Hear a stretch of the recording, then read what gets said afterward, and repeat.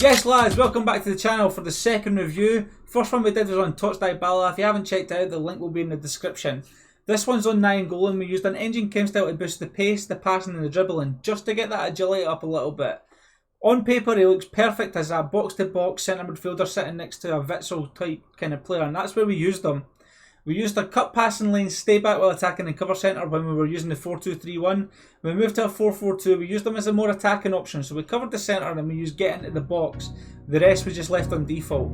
And straight off the bat, he felt really nice on the ball. His jockeying is absolutely insane, boys. And his passing is very crisp, very clean.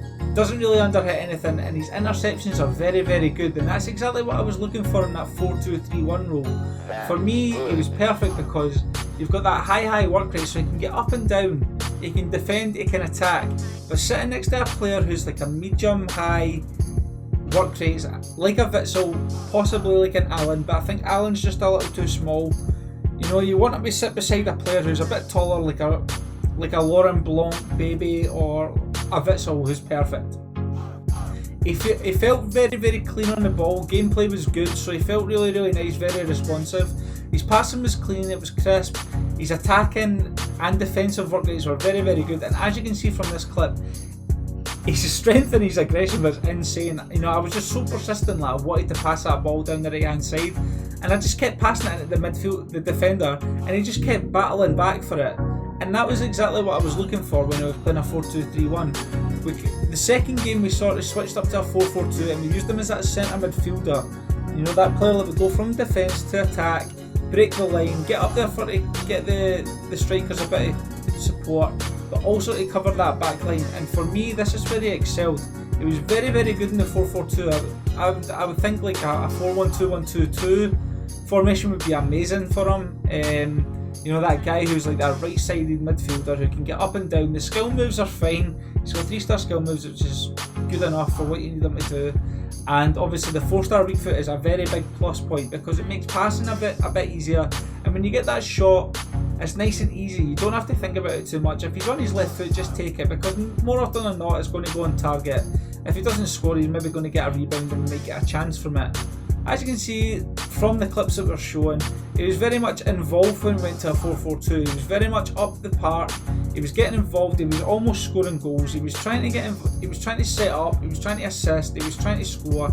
He was unlucky there with the Van der Sar coming out and closing down the angle.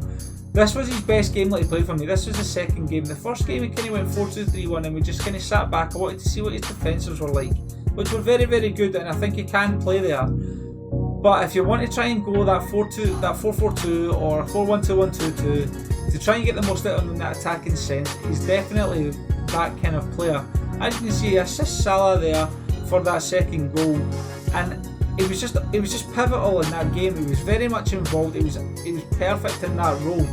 He wins the ball back high up the field, which gets us on the attack straight away, and we actually score from that, which wins us the game. So we've moved on to that 4-4-2 and he's actually set up one and he's won the ball high up enough the park that we can then attack and get the winner from it. His drag backs are clean, his skill moves are good, his passing is very good. What I loved about him the most was the strength and the aggression. It was insane. It was very he'd never really lost out against anybody. We came up against 90 Hullet, 88 Vieira, and he held his own against them, which was for me very surprising, but also really happy that he done that, because this Nainggolan's always been a fan favourite in FIFA because his card is very balanced. It is really good defensively, but if you want to score a goal, if you're in attack, he's going to give you a chance, and he's probably more often than not going to score it. That was the second game. He was the second best player on the pitch behind Dybala. He got a 9.4 rating, and he just basically ran the show. And as you can see when we're wrapping up here, he's from the clips, he's just an all-round very good player. So boys, for 770,000 coins, which I picked him up for, this guy is top notch. He's one of the best centre midfielders in the game. I would highly recommend going and getting him, boys. I don't think you would get any better for value for coins. So for me, boys, 9 out of 10 rating. Definitely go check him out if you can. If you can afford to go get him, go do it. You know he's hard to link, but he's definitely worth it. Go give him a try, boys. And if you liked what you've seen in the video, hit that like, hit subscribe, Smash the notification bell as well, so as the next one goes live, then you can see when it is. Hit up my Instagram, my Twitter, and we stream daily on Twitch. So come by the stream and hang out, boys. All right, peace.